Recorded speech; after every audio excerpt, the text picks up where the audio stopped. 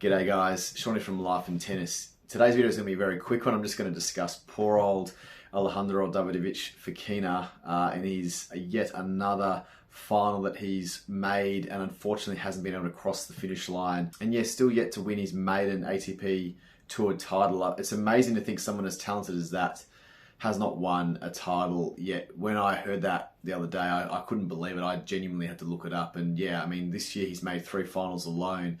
Delray Beach, Acapulco, and now the Washington City Open, and hasn't won any of them. And he's had chances, and particularly the City Open against Alex de Minaur. You know, he had those 3 match points in the 3rd set on de Minaur's serve. And to be honest, I don't think he really played those points badly at all. He played them as well as he possibly could have, but Demon is he's just such a fighter. Like, he just does not give up, and maybe potentially got a little bit lucky with that lob that landed on the very, very outside edge of the sideline, and yeah, just was able to hang in there, win that point, and then carry it on into the tie break. But yeah, just heartbreak again. But it was great to see the sportsmanship shown by the Demon. I think that just shows you the nature of not just him as a tennis player, but just tennis as a sport. And especially you see it a lot in the men's game, that a lot of guys, you know, will console losing players. You know, you saw it with Sinner, with Dimitrov at Wimbledon, you know, when he pulled out because of that pectoral muscle injury, which was devastating to watch. We saw it with Novak a few years ago when he beat Carlos Alcaraz in the Cincinnati final. That was, you know, again, that was one where someone like Alcaraz, it's amazing that he was so emotional after that, given that he has seen so much success so early on in his career. But that was great to see from Novak. Novak, I think, has also consoled Dimitrov as well in another tournament. So, you know, you've been seeing it a lot more in the modern day. You wouldn't have seen it maybe in the old days, 70s, 80s. I mean, I've been watching a lot of Grand Slam winners of the past decades where it's like Australian Open, like in the 1980s, all of the men's and women's winners. And a lot of the time it's just a very quick handshake and then that's it. And often the winner went up and took the umpire's hand first. So it was not about like, I'll let the loser shake hands with the umpire first. Whereas now I feel like there's a bit more respect, like mutual respect between opponents.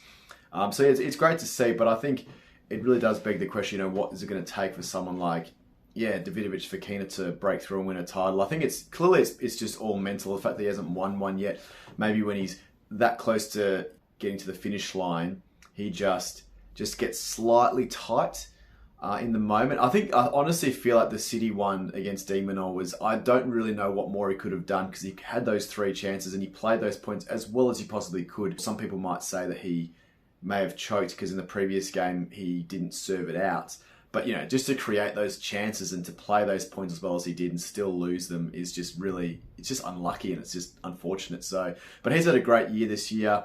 You know, I think he made the 4th round of quarterfinals of the Australian Open. He made the semi-finals of Monte Carlo and lost in 2 very tight sets to Carlos Alcaraz. And yeah, he's made these 3 finals at Delray Beach, Acapulco, and City Open. So yeah, he's that close. I'm sure it won't take a lot for him to break through. He's, you know, in the form of his career right now, and yeah, really, really rooting for him, really hoping that he can win a title. But it's interesting because it just shows you how tough a sport tennis is. It's amazing to see. On the flip side, de Minaur winning his 10th title, and you know, after maybe not having his best year compared to say last year, where he made, you know, the quarterfinals of was the 4th round of quarterfinals of all 4 Grand Slams. Not that he's had a terrible year this year, but maybe not to the same lofty standards that he set last season. But great to see him win his 10th title. But then on the flip side, it's always heartbreaking to see someone like ADF that's just come so close and yet still can't quite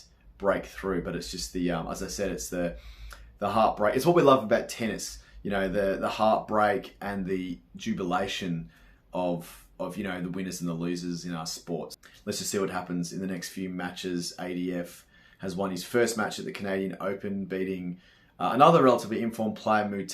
So he looks like he's got the hunger there, he's got the fire, he's ready to go. So yeah, but I'm very keen to hear what you guys think about Davidovich Fokina. I definitely think he's very much an underrated player. I think there's a lot of love for him. Yeah, he's one of those guys that just seems like he works so hard on the tour, and in Demon's words, you know, no one wants to play him at any major tournament, whatever, whether it's a 250, 500 or 1,000 or a Grand Slam.